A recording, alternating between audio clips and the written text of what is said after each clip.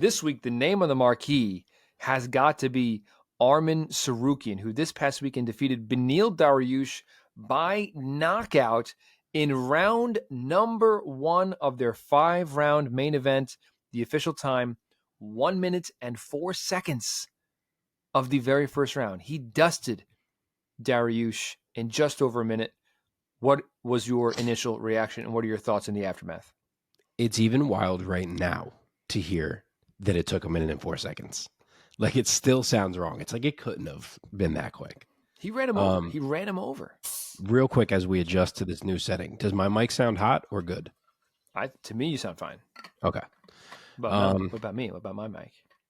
You sound normal. I mean, your mic situation hasn't changed, so I would hope you sound normal. But yeah, I still cannot believe how this fight went. I was settling in for what I'm imagining is going to be a long, competitive fight. I honestly fully expected to see that go the full 25 minutes. And next thing you know, Beneil Dariush is out cold on the mat. And it was a same side combo yet again. You're seeing these more and more in MMA lately, which is awesome to see. But this was a new wrinkle to it because this one wasn't like jab kick like we've seen out of a few guys. It was knee hook, and that's new. He grabbed the Thai plum through the knee. It may have partially landed. You can't really tell, but either way, it got Beneil to kind of snap his head up and back up with his head in the air. And Arman immediately followed with the right hook. And it was as flush as it gets, the ground and pound even more flush. And that was all it took for Arman. And that is a monster win for that man. That is exactly what he needed. And we're going to see, but I imagine that may go a long way in him getting the types of fights that he's been chasing and been unable to get for a while, because you knock out Beneil Dariush in 1 minute or whatever that was, all of a sudden you become a lot more interesting to guys like Oliveira and Gaethje and Poirier and even Islam. So we'll see what happens for him, but he has broken through to the very precipice of the elite. Yeah, dude, after dropping the decision to Gamrot in summer of 2022, so a little over a year ago, he's now won his 3rd fight in a row, defeating Ismagulov, Joaquim Silva, and now Beneil Dariush. Silva and Dariush, both knockouts. And the man is just rising. I feel like Tsarukyan is a guy at lightweight who really nobody has wanted to fight because he is this young phenom who is just so talented. He's just so talented. And it's crazy to think that his first fight in the UFC was a loss to Islam Makhachev. I know, it is crazy.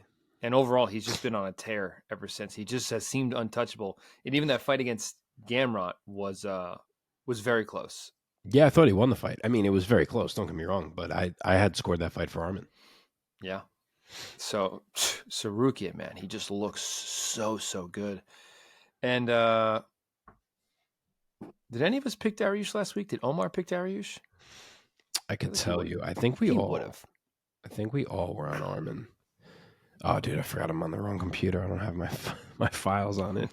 For a little peek behind the scenes, I went to hook up to my laptop tonight and realized it had no USB ports. So now I'm on my wife's laptop so that I can plug in my mic and my camera, because usually I'm in my office on a different computer.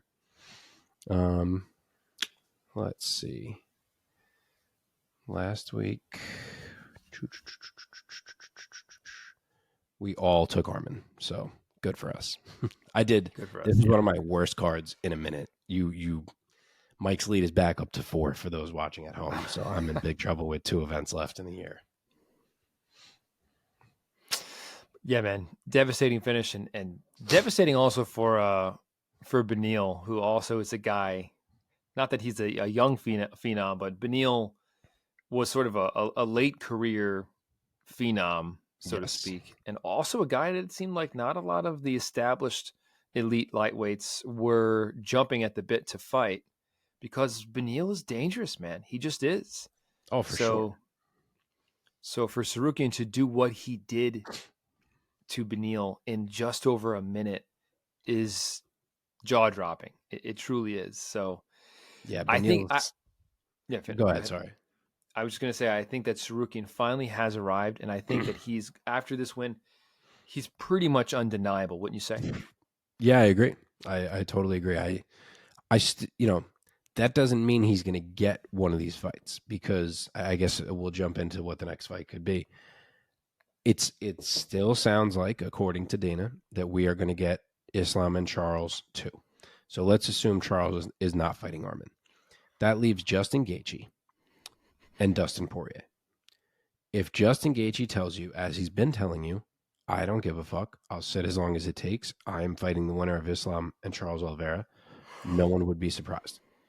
If Dustin Poirier says, I'm only taking fights that really excite me at this point, and that one's not really getting me going to fight Arman Tsarukyan. I'd rather fight some other, who knows what super fight that they end up making. Would that shock anyone? Not really. So it's like, as undeniable as Arman Tsarukyan has become, it's still possible that none of those guys fight him. And if none of those guys fight him, then he's right back fighting someone who's still in the pack. So it's almost like this ascension was all for naught. So he's still in a tough spot. You would think either way, no matter who he fights, with one more win, he has to get talked about as like a title shot. So he's going to get there one way or the other if he keeps winning. But yeah, I don't know. I hope Poirier takes the fight, is my take on it, because I do think Justin seems like he's going to wait. I do think Oliveira is getting Islam. And that leaves Dustin. He keeps saying he wants to fight at UFC 300, that he just needs the fight that excites him. I don't know if this is it, but if there's any statement that Arman could have made to get Dustin to take the fight, that's it. And I know Dustin respects Beneil Dariush. He has said it before. So to see Beneil get put out like that, maybe he's like, you know what? Let me go out there. I got knocked out by Justin in my last fight. Let me go out there and turn back this guy and remind everyone how good I am. Maybe that happens in Poirier's head, and maybe we do get to see it. But I don't know.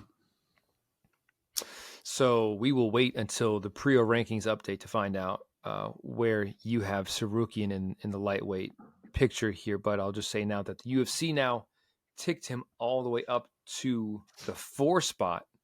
So officially in the top 5 for the UFC.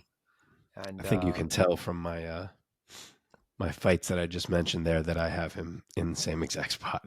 Yeah, pretty much. He is number 4.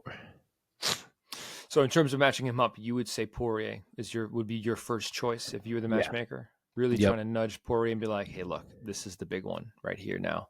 Yep. That's what I'm trying to nudge. Anything below Poirier or, Gaethje, if it somehow worked, just feels like it's below what Arman should be doing right now. Like, it's not going to be Chandler. Chandler's waiting for Conor still. You would think it's not going to be a rematch with Gamrot. That doesn't feel like what should be happening right now. Fiziev is out. Hooker's out. Like, then you're all the way down to like Jalin Turner. Like, it doesn't, you know what I mean? Like, it almost has to be Poirier, or you're like, what are we doing? And you think from Poirier's perspective, a win over Tsarukyan would justify him getting to Makhachev? See, it all depends on timelines, because I don't know when Islam Charles is happening. It's so surprising to me that that's still not booked yet at this point. You would have thought that was on the calendar by now. And then if Justin is going to get the winner of that, obviously it's 2 more fights that the winner of Dustin and Arman would have to wait to play out. But, if that was at UFC 300 and then the winner of Dustin and Arman just waits for a bit, they could be right there. Okay. Let's say a bit about Beneil then. Tough loss at this point in his career. He had been on such a tear, rising so much. What do you think could be an appropriate next opponent for him at lightweight? Yeah, Beneil's status right now is like a perfect depiction of how quickly things can go south in MMA. He was finally getting his title shot. He was supposed to fight Islam. Got hurt, fell apart. Or sorry, that wasn't his. He was supposed to fight Islam to become number 1 contender. Got hurt, fight fell apart, comes back, earns his way up to the Oliveira fight, has another shot to become the number 1 contender, loses that. Then he has to fight this young buck, loses that, and now he's like basically eliminated from the picture without some crazy run. So it's like he got so close to finally reaching it. and now he's knocked way back. But for him, the fight I would love to see is Dan Hooker. I'm not sure how long Hooker's out. Obviously, he was supposed to fight Bobby Green on this card, and he just pulled out. But I would imagine Beneil getting finished two straight times the way he did. He may like to take a little time. And Neil and Hooker just seems like a fight that we got to cross off the list before we're done. So totally. That's where I would love to go. Beneil and Dan Hooker? Correct. That'd be fantastic. Yeah, my heart goes out to the guy. He was on an 8-fight win streak in the UFC lightweight division, defeating quickly Thiago Moises, Drew Dober, Frank Camacho, Drakkar Klose, Scott Holtzman, Carlos Diego Ferreira, Tony Ferguson, and Mateusz Gamrot. Yeah. That is quite an 8-fight win streak. Hell yeah. And then Charles finishes him and Arman finishes him. Like, he gets right to the top of the mountain and then he tumbles down, and it's tough, man. It's real tough. It's tough. Okay. Let's move on. I think that Conor and Chandler will fight within the next 5 to 8 years. It is painful, isn't it? Like, truthfully, I don't understand what could possibly be preventing it from being booked. Conor came back into the pool. Every time you see him in an interview, he is begging for a date to be given to him. Literally begging as if he is desperate. Like, saying, they've taken my livelihood, I just want a date. So, like, what is stopping a date from being given? I don't understand. Yeah. Could it be drug testing? Could it be... He's back in the pool. Like, just pick a date that's enough days away. But hasn't Conor also expressed, like, wavering interest in the fight against Chandler? Not that I'm aware of. Oh, really? Because I keep seeing Chandler being like, I'm going to keep waiting. No matter what, he has to fight me. Like, kind of indicating that Conor has become disinterested in the fight with Chandler. You see Conor mention other names, like, on Twitter and shit, but every single interview I ever see with him, he's literally like, I don't care who I fight. They've taken my livelihood away from me. All I want is a date. I'm training. I'm ready to go. I just want a date. So, like, it certainly sounds like if they give him a date and they say the fight is Michael Chandler, he's going to be like, sounds good to me. What a great fight. Okay, let's move on. Let's talk about this card. Sorry about that. My goodness. In the co-main event of UFC Fight Night. By the way, this went down in Austin, Texas at the Moody Center. I neglected to say that at the beginning. In front of 14,000 strong at the Moody Center. In the co-main event, also in the lightweight division, Jalin Turner finishes Bobby Green in the first round. The official time, 2:49. Mark, what in the hell did we watch in this finish, man? Reffing is a hard job, but my goodness, man. Did Kerry Hatley... He did a bang-up job. What are your thoughts? Sorry, I got to pull myself back into MMA because I just got all these updates that the Yankees traded for Juan Soto, so I'm fucking pumped. Nice. Okay. Refocus. Yeah, it wasn't good. It wasn't good. Obviously, there are two things to discuss when it comes to this fight, which is the fight and the stoppage. Yep. I will try to start with the fight. It's funny because if you were rooting for Bobby Green, the thing you feared the most was how that reach of Jalin Turner would combine with the hands-down approach of Bobby Green and create a scenario where he gets, clipped at range and gets hurt. But truly, that's not even what caused any of the problems. The shot that hurt Bobby was a counter right as he stepped in, and it landed perfectly on the temple. It staggered him, and he couldn't get his feet back under him. And then he was a sitting duck for the right hand that followed that, which landed super flush and dropped Bobby really bad. And now we get to it. I've seen a lot of bad stoppages in my life. Maybe there's some I'm forgetting. But right now, I'm going to tell you this was the worst late stoppage that I have ever seen. I couldn't believe what I was watching. I was so uncomfortable. It felt disgusting watching it. I went back and counted. Bobby Green ate 15 unanswered shots on the ground. And I'm not saying Jalin Turner threw 15 because there were some that didn't land. He threw 20 something. Bobby Green ate 15 unanswered shots on the ground. After already hitting the ground, borderline knocked out. He fell like a ton of bricks. That's inexplicable. It could have reasonably been stopped the second Bobby Green hit the mat, and no one would have had a problem with it. That's how bad he fell initially. You want to stay there, let him be a warrior, then you stop it sometime in the next 5 shots that land on the ground. Then come another 5 where Bobby Green lays flat on his stomach and is covering his head, not moving. But no, that stretch of 5 is also not good enough.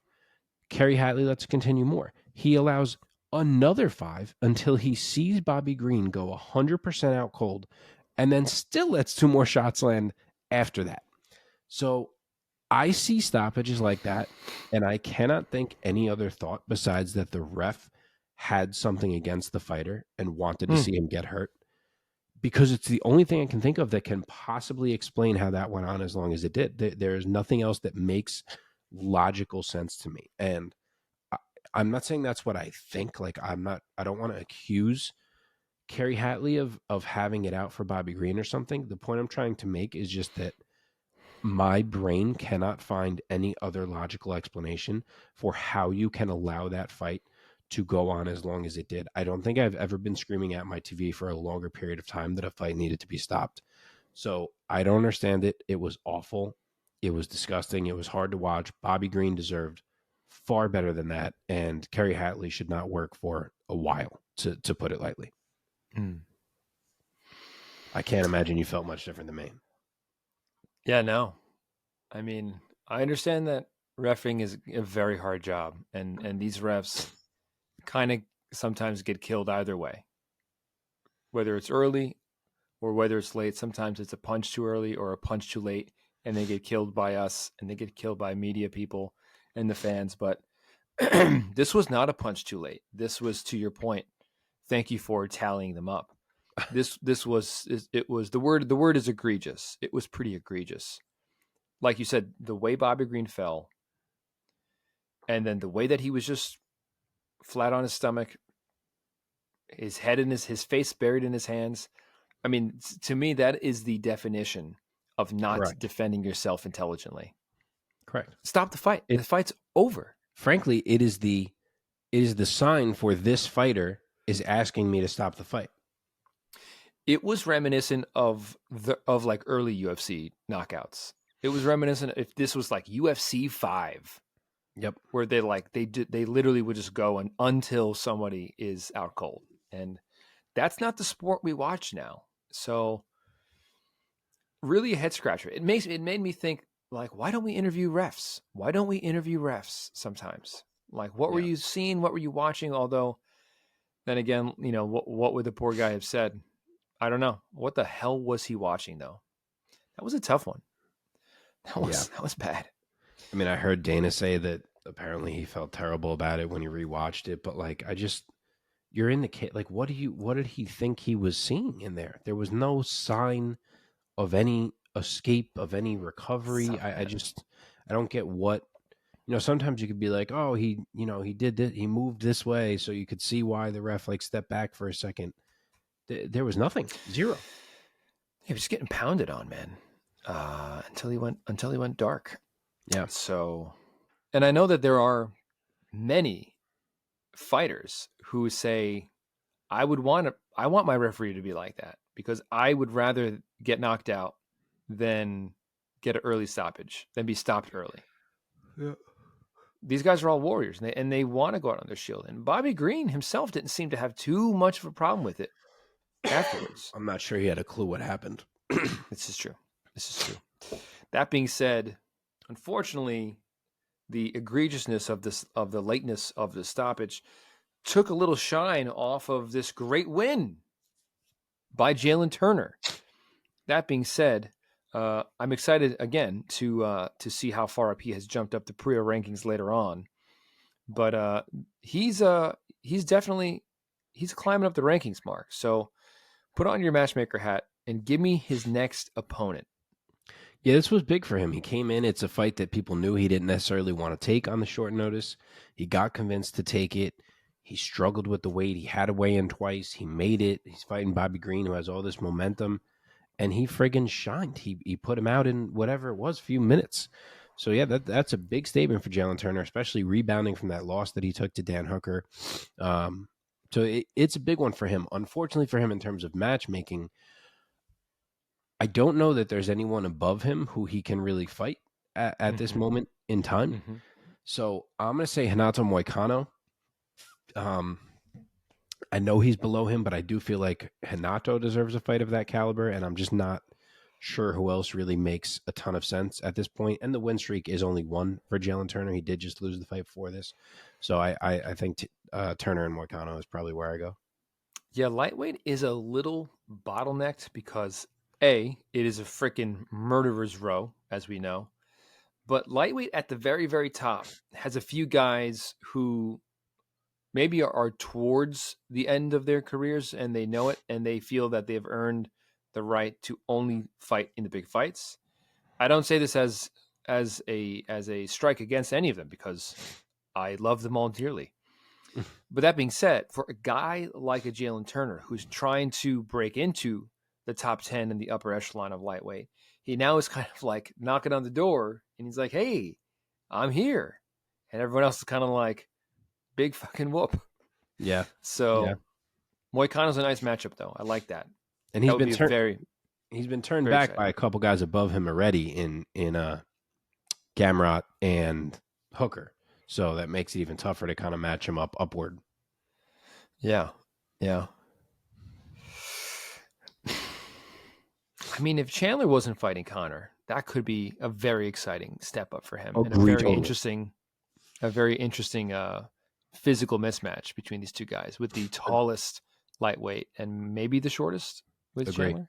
Chandler, it's funny because Chandler is a great candidate to fight a lot of these guys who are trying to come up, like a Gamrot, like a Fiziev before he got hurt, like a Jalin Turner, even like a Benoit Saint-Denis. Like Chandler and any of these guys would be a great fight, but that option is removed because we just have Chandler sitting there waiting for a million years.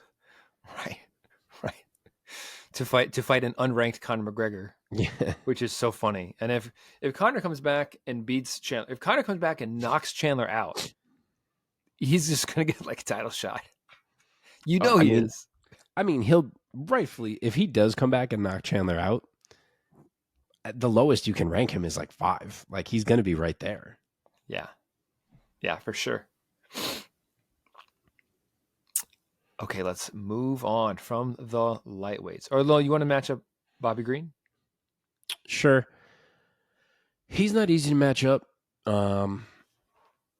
But I will say Matt Frivola, who also just came off a big loss. He's in a very similar spot. Bobby Green hung on to his ranking in the UFC rankings. I see he's 14. Matt Frivola, you would think if these rankings continued, is probably 16, 17, something like that. So they are both, right near each other. They're both coming off a loss. I think that's an exciting fight. Dude, what about Jalin Turner against Saint-Denis, who also is coming off of the win against Frivola? Yeah, I considered saying it. I'd rather Saint-Denis get that main event against Gamrot that he keeps talking about in Europe, which is the only reason I didn't match him with Turner, because I'm just hoping for that. But yes, Turner and Saint-Denis is a good fight too. Okay, let's now move on to the bantamweight debut of Deiveson Figueiredo, and it went very well, Mark, because he got the win over Rob Font by unanimous decision, and it was a shutout on the scorecards from the judges. All 3 judges gave Figueiredo all 3 rounds, 30-27 on every scorecard. What did you make of Figgy's bantamweight debut? I was really impressed. Obviously, as you know, I picked Font in this fight. I don't pick Font fights well, man. Every time I doubt him, he'll like knock out Adrian Yanez, and then when I choose to believe in him, he does this.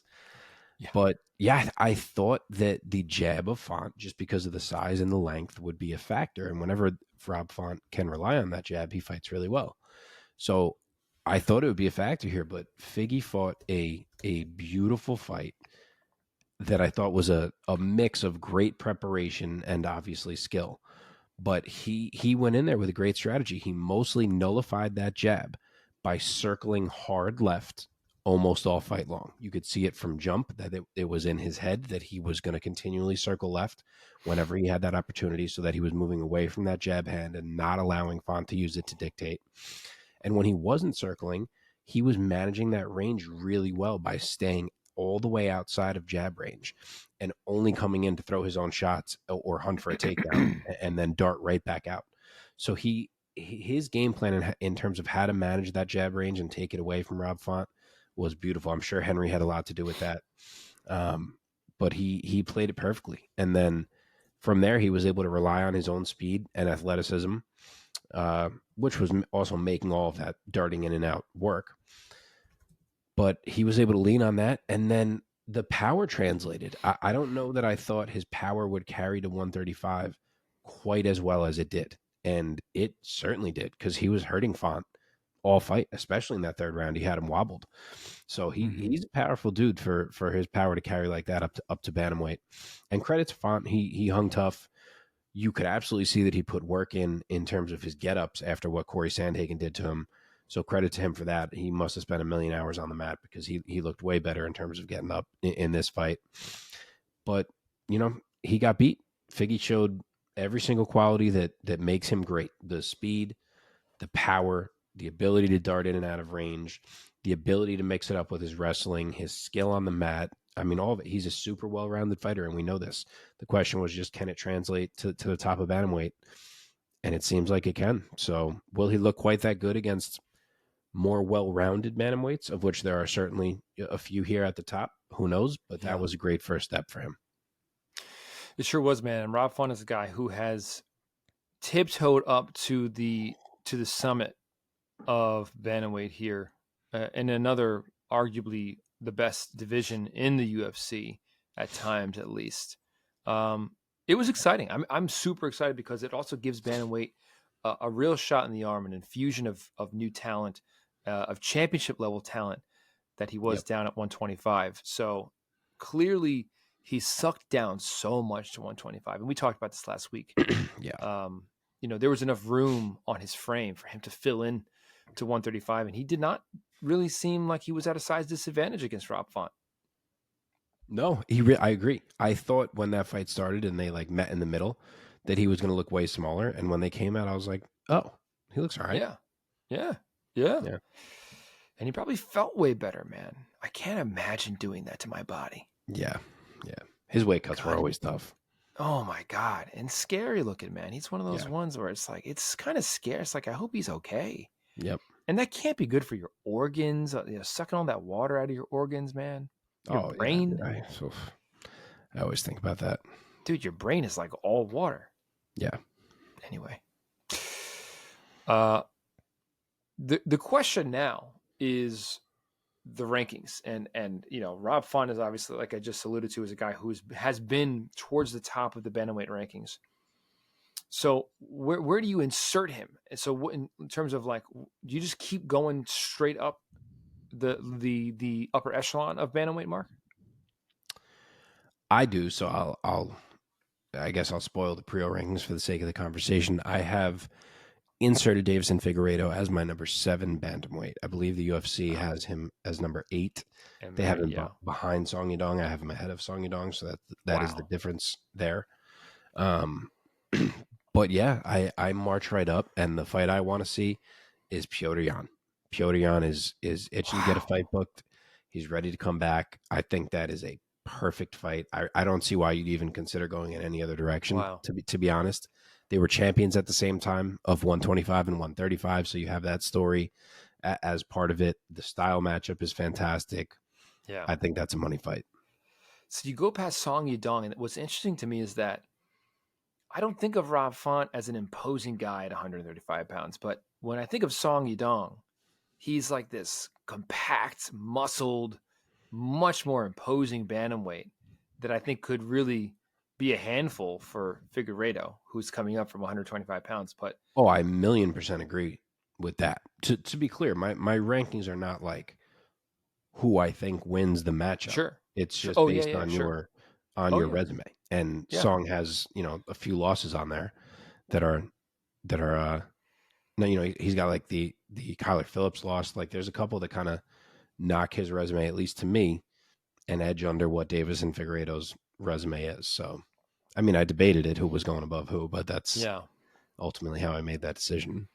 I mean, it's not a league, and that's the thing. It's a combat sports promotion, so it's for the most part, most of the time, kind of like a league where like things are based on merit and record, but then sometimes not.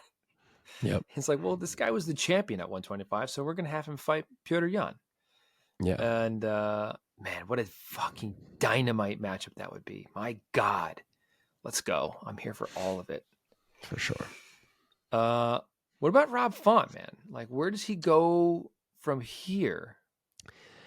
I'd like to see him play the same role he was asked to play against Adrian Yanez again, and that's to test one of these up-and-coming guys who are trying to break through to the elite. And for me, that means Rob Font and Jonathan Martinez. Oh, wow. Dude, Jonathan Martinez, no joke. Yeah. This guy. He could be the next guy, man. His leg kicks He in this weight division are like nothing else. Yeah. I mean, I hate to do it for Rob, but he's lost 2 in a row, so you gotta turn somebody back. Rob Font has lost 4 of his last 5. The Yanez victory being the only green that sticks out on the recent record. And of course, Yanez also lost to the same guy, to Martinez, to right? Jonathan Martinez. Yep. Well. All right, let's keep rolling along here. Where are we at now? Let's talk Sean Brady versus Kelvin Gastelum, going down at 170 pounds. And Sean Brady spoils Gastelum's return to welterweight, finishing him in the 3rd round by submission via Kimura, the official time mark, 143 of round 3. What are your thoughts on Sean Brady backpacking Kelvin Gastelum? Sometimes you watch a non-competitive fight and you try to figure out if the loser fought really badly or if the winner fought really well. And I think this fight was an example of both of those things happening. Kelvin did not look good. He knew what Sean Brady was coming into this fight. He knew he had to maintain space. He knew he had to stay off of the fence. And he didn't do well to stop anything that Sean Brady wanted to do. He didn't do any of those things.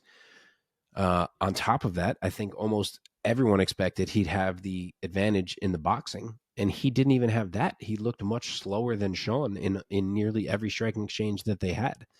So he looked very sluggish. Who knows if the weight cut had anything to do with that or not. On the flip side of things, I think Sean Brady looked amazing. I mean, truly dominant, more confident on the feet than we saw in the Beneil fight by far. More dialed in, more undeterred from his game plan. Now, obviously, Beneil gave him more to worry about than Kelvin did, but even so, I think this is the most impressed I've been with Sean Brady to this point. He boxed well. He looked really fast. He was really clean with his entries. And then his grappling is just on another level. Guys cannot escape from him, as we've seen. Chiesa had the same problem. When he has you on the ground, you can't get away from this guy. And in this fight, he didn't just show that guys can't get away. He went that extra step that you'd hope to see from him as he's rising up these ranks. And he tapped Kelvin Gastelum. And he tapped him to Kimura, which is a bit of a statement submission. And that's exactly what Sean Brady made in this fight. It is a big statement. Yeah, you're right. It isn't just like your run-of-the-mill rear naked choke where he controls him and gets his back and eventually snakes in the arm. But yeah, the Kimura is something else. It really kind of grabs your attention. You're absolutely right. Man, Kelvin Gastelum, what would you call Kelvin a kind of like a fall from grace for a guy who at one point challenged for the middleweight title and gave 100%. Adesanya his toughest fight before Pereira, and now, I mean, I'm looking at his record on my screen now, and it's unfortunately it's a lot of red. Yeah, absolutely. It's that was a very disappointing showing from Kelvin. I'm looking myself right now too. Yeah, dude, he's lost 3 out of 4. He's lost Plus a lot out Is of a it lot. 5 out of 7? Is it 6 out of 8? Am I looking at this right? Hold on. Yeah. 6 of 8? It depends on how far back you want to go, but yeah. Holy shit. Yeah, man, that's not good. That's not good at all. So he was 10-0. And then he loses to Woodley, beats Marcourt, loses to Magny, back-to-back wins against Johnny Hendricks and Tim Kennedy. And then no contest against Vitor, loses to Weidman.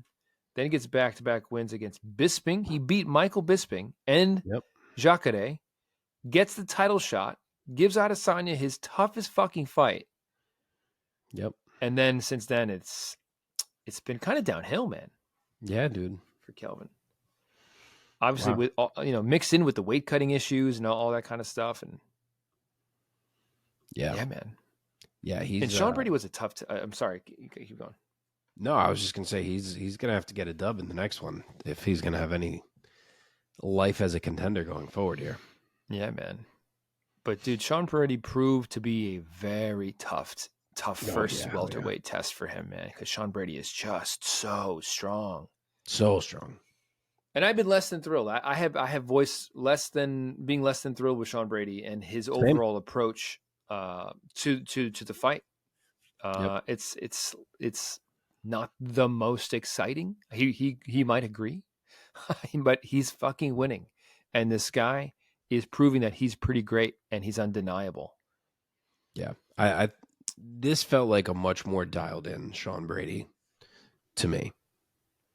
Yeah, it was he was more intent to find a way to end that fight. I thought, and it seems like he had a lot to lose because Sean Brady, he's top 10 in welterweight. Now he's welcoming in Kelvin Gastelum, a guy who has lost however many of his last 7 or 8 fights, and welcoming him back down to welterweight.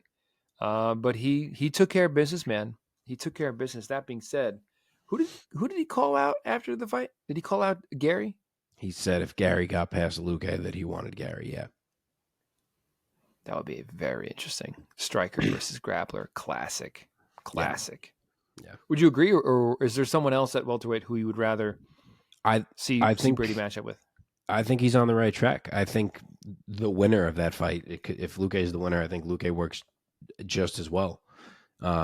Is a great next opponent for Sean Brady. I also think there is a scenario where if Gilbert Burns is back anytime soon, I don't know exactly how long he is out, but it wouldn't shock me to see Sean get jumped that high into a Gilbert Burns fight if Gilbert needs an opponent. But assuming that Gilbert is not quite back yet, then yeah, I think that Gary Luque winner makes a ton of sense. Either Gary or Luque. Maybe Luque a little bit less. I would be worried for the most part for either one of those guys that they just wouldn't have the grappling chops to keep up with Brady. But Burns intrigues me more for a guy with world-class jiu-jitsu to say, you want to go to the ground? You want to take me to the ground? Let's go. Yeah. That would be... Burns may be the antidote for Sean Brady. That would be, so would Beneil, but... Yeah, it's true. But that fight would give me all the popcorn for that one. Yeah. Now, Kelvin, what are we doing with this guy? Is he staying at welterweight? Is he going back up to lightweight? He should cut to lightweight, in my opinion. Is he going back to middleweight? What do you think? What are we doing? Who knows how he feels coming off a loss? Prior to the fight, he was saying that welterweight is his long-term home and that this is where he needs to be fighting. So again, who knows if his mind has changed at all now that he lost, but I'm going to go off that. I'm going to assume his next fight is still at welterweight. I don't think he'd give up on this experiment off of just one fight. So I do think he takes another welterweight fight. And I have one that I really like, which is him and RDA. I think that's a fun fight and a cool fight historically, considering each of their resumes to this point. RDA has made it clear that he's only looking for fights that grab his interest at this point in time. Obviously, he is not getting like a top 5 welterweight right now, so he's got to, settle somewhat. And I think Kelvin Gastelum is enough of a name and has enough of a historical record that RDA would be like, you know what, that's a cool one, I'll do that. What about now? This would be a rematch, but they fought. God, they fought 8 years ago. The litmus test of all litmus tests, Neil Magny at welterweight. Yeah, he's still ranked. Neil Magny is. Yeah, I mean, I don't hate it. Is he still ranked for me? Where is this man? He's number 15 for me. What's he in the UFC? Same thing. 13. Oh wow, he's still 13 in the UFC. Yeah, I mean that works as well. Is Neil Magny booked? I don't know. I can't remember. He fights all the. I wouldn't be surprised because he fights a lot. I know. He's got to feed his kids, man. Why he's good. He's a good working dad. He's a working husband. Why am I not working? What was I going to say about this fight? I was going to say, yeah, Sean Brady proved to be a pretty fucking tough test for Kelvin Gastelum. And I think that, what is the opposite of a heat check? Oh, yeah, Magny's fighting Mike Malott. I knew he was booked. Oh, damn. Yeah. Mike Malott, watch out. The opposite of a heat check is a... Spot check? No. But Kelvin needs the opposite of that. He needs the opposite of a heat check. So I would want to scoop down a little bit. Maybe even an up-and-coming guy who's just outside of the rankings to see where Kelvin's at here. But at this point, I don't think he's going to get of those guys at welterweight is the problem. Like, so who does the UFC have ranked? Okay, so they go Renat. So, yeah, I would not mind to fight Renat. My God, just looked. But so if I go past those guys outside of the rankings, you're talking like D-Rod, Li Jing Liang, Ponzinibbio, Randy Brown, Joaquim Buckley, Morono, Gunnar Nelson, Zaleski. Like, none of those are really like up and coming dude that Kelvin could like definitely turn back. Like, those are all dangerous guys. Yeah. So I don't know who you really go to satisfy like what you were just saying without dipping like a lot further down. Where's Dos Anjos ranked? Is he not ranked? He's not ranked. Dude, they have him in the lightweight rankings still, even though he has they do fought 2 consecutive fights at welterweight. It makes me nuts. Yeah. It makes me absolutely nuts. It makes no sense. There you go. Okay, let's move on. 2 more to digest here from the main card of UFC Fight Night. Dariush versus Tsarukyan in Austin, Texas. It went down at the Moody Center last Saturday in front of 14,000 strong. Still in the main card here in the lightweight division. Once again, Joaquim Silva defeated Clay, the ageless wonder Guida, by a unanimous decision. All 3 judges scored the fight 29-28 for Silva. Just to start us off here, Clay Guida is going to Clay Guida, man. And he has that knack for turning just about all of his fights into a Clay Guida fight. And going into the 3rd frame, this was kind of anybody's fight. But Silva kind of edged him out in the 3rd round and got the scorecards in his favor. Yep. Clay Guida, I believe he's turning 42 in a matter of days from as I say these words. That's correct. And that in and of itself, that this man is fighting in the UFC lightweight division at 42 years of age. How long has he been in the UFC? I need to look this up. That's a good question. I'll look it up and you give your reaction. All right. But no, I agree totally. It's unbelievable. This was a good fight. It was a fun fight. And it had a lot of swings because Joaquim Silva spent a good 3-4 minutes in the opening of this fight doing next to nothing. I don't know if that was a strategic choice to make his reads or if he was just completely frozen by the insane activity that Clay Guida brings into the cage. It looked maybe more like it was that. But for 3-4 minutes, he did basically nothing, and he was letting Clay kind of not run away with round 1 because Clay wasn't doing a ton, but Clay was certainly taking round 1. And then the first time Silva really committed to a punch, he dropped Clay with an uppercut and ended up adding some ground and pound to take that round. And it's a good thing he did, because then he lost round 2 as well. So through the first 10 minutes, that uppercut that where he dropped Clay was really all he had, because Clay was fantastic in round 2. I shouldn't say the only thing he did. Round 2 was close. Live, I wasn't 100% sure who won it. I did give it to Clay. But he was fantastic. I mean, and props to Clay, like you said. He is just an old-fashioned, never quit, never stop dog. Like, he is a true Energizer bunny. I know we always use that term talking about Clay, but that's what he is. And he's awesome to watch fight, even at this stage. But it was 1-1 going into that third, all to play for, as Michael Bisping would say. And it was Joaquim Silva who stepped up and got it done. He totally turned it around in the third round. He stuffed every takedown. He attacked the neck anytime that Clay tried to hang on the legs or on the hips to take that away from Clay. And he angled off. He landed the better shots in the first half of that round. So it was a competitive fight and a good fight, but it was definitely Joaquim Silva who got it done and earned that W in the end. Man, I'm scrolling through Clay Guida's record here. And the guy started his first pro fight, his first pro MMA fight was in 2003. 20 years, Mark. 20 years, dude. Holy shit. 20 years. He joined the UFC.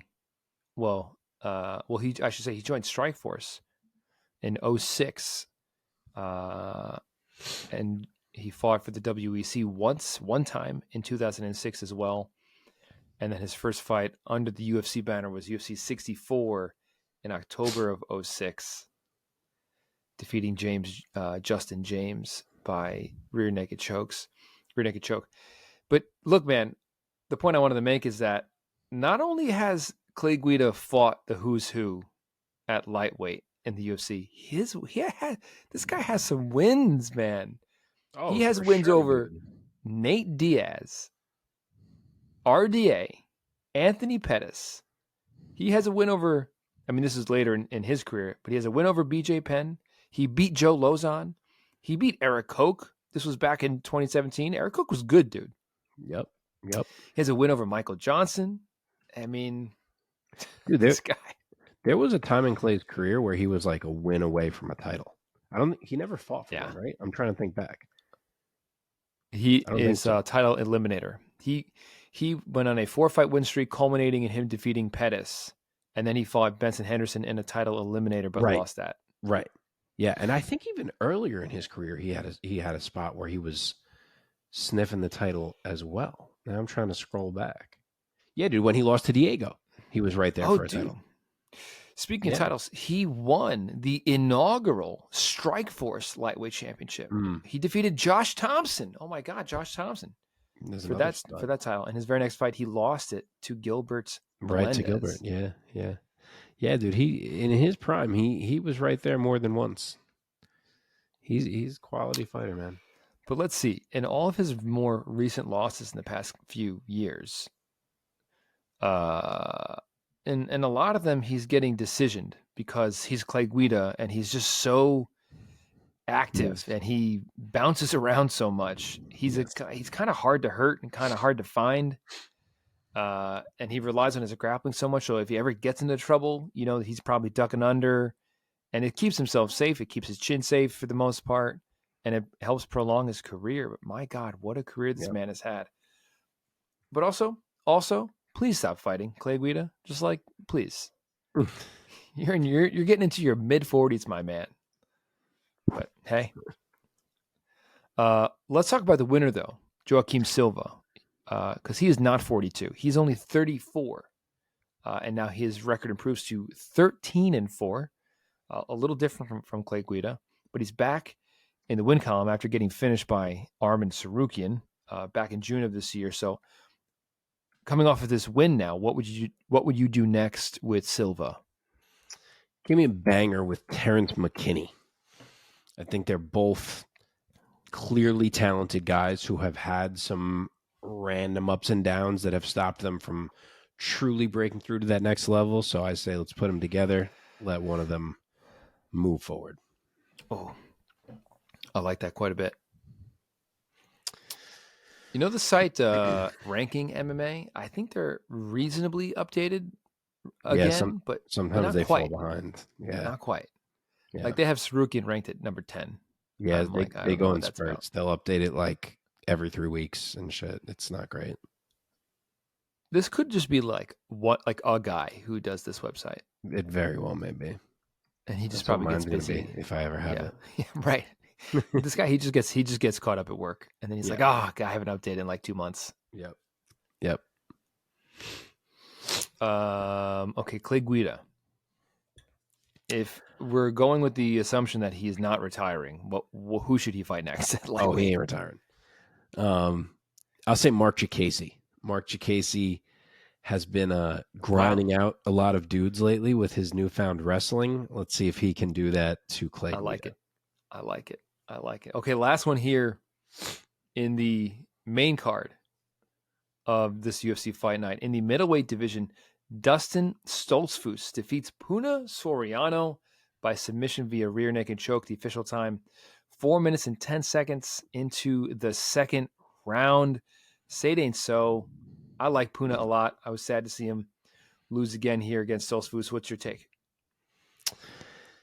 Punahele couldn't get it done, man. I had some hopes for him when he hit the UFC, but that may have been it, at least for now. I'm not sure he gets another one. It's not as if he didn't come out and do Punahele things. He landed a bunch of big shots in round 1, but Stoltzfus ate them to his credit. He was mostly rolling with shots, but some landed flush, and he just took them. And then he started to figure Punahele out as the fight went on, because Punahele was fighting super one note, just incredibly left hook dominant. And when that hook is not putting the other guy down and he gets to just make his reads and see that you're not throwing a lot of variety at him, the fight's going to start to change. And that's exactly what happened. The more time that passed, the more Stoltzfus started getting Punahele's timing down. Plus, Punahele seemed like he started to slow down a little bit. Yeah. And then before you knew it, it's Dustin that's landing flush on Punahele. And eventually he managed to shift the fight into the grappling. And once there, it was all Dustin. So, Punahele tried to push through that neck crank, but then he eventually turned himself right into the rear naked choke, and it slipped right under. And that was all she wrote. So, yeah, another disappointing one for Punahele, but a really good performance from Dustin Stoltzfus. Dude, you're right. It was pretty back and forth in the first round. I thought Stoltzfus stole it at the very end. And then in the second round, he just fucking came out and poured it on. And Punahele, he looked kind of out of sorts. I think to your point, he was fighting kind of one note. Totally agree. Yep. And Stoltzfus got that nasty takedown. And at that point, he was just kind of having his way. And eventually, he found that choke, and that's all she wrote, man. And I think you're right. At this point, let me try to pull this up here. Punahele Soriano. He joins the UFC, winning his first 2, both by knockout after winning on Contender Series. And then after that, he has lost 4 of his last 5, getting finished in both of his last 2. Tough stuff. He entered the UFC 6-0, entering the UFC. And now he is 9-4. So tough stuff from Punahele. But let's talk about the winner here. Dustin Stoltzfus. I can't say his name right. I always second guess it. He rolls on here. He improves to 16-5, back in the win column after getting knocked out by Abus Magomedov in September of last year. So over a year now, he's back in the octagon. Gets a finish over the very dangerous Soriano. Who do you think Stoltzfus can fight next at middleweight? So I'm not going to go crazy with Stoltzfus. He is 2-4 in the UFC. To be fair, he was 1-4 coming into this fight. So I'm going to go with another guy who won on this card that we're going to talk about in a little bit, who I believe is in a similar spot in the division, and that's Cody Brundage. Cody Brundage, nice. Also on this card, that's right. We're going to talk about him right now as we get into the lightning round. Do you want to match up Punahele, or you think he's going to be out? I think he's going to be out. If he's not, I'd try to grab I got my other computer to the left here, so I'm trying to glance over because I didn't match up Punahele. I would try to grab another striker and just give him a shot to save his job with a knockout. So someone else who's kind of down there toward the bottom, maybe Abu Azaitar, who lost recently and is a knockout artist himself. Throw those two in there. See if one can knock out the other and save their UFC job. For sure. Okay, let's hop into our lightning round because it's getting late, buddy. Here we go. We only got 5 previews. That's true. In the featured bout of the prelims of this UFC Fight Night card, Miesha Tate subs Julia Avila in the 3rd round. Take it. Are you playing this lightning round, or is this a one-man lightning round? I will play. Okay. Holy fucking shit. Just when you start to wonder exactly what Miesha Tate still has to show, she goes out and does that. That might have been the most dominant Miesha Tate we've ever seen. You could argue that those rounds were 10-8, 10-8, and then obviously finish.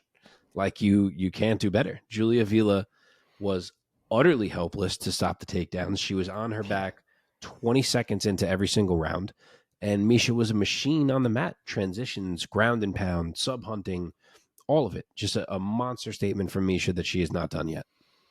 Yeah, this one was all Tate. It was just an absolute grappling clinic from the former bantamweight champ. And it's honestly great to see her getting her first win in over 2 years here against a talented Avila. Nice win, and I can't wait to see her back. It seems like she's back again, but we'll see. She looked like she was back the last time that she came back, and then she kind of, I don't know, fell off.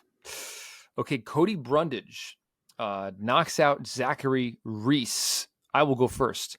Cody Brundage spoils the UFC debut of Zachary Reese. Reese supposedly bringing in some danger into the UFC octagon, coming in 6-0 as a pro, having finished all 6 of his former opponents. But it turns out he was the one in danger, going for that triangle.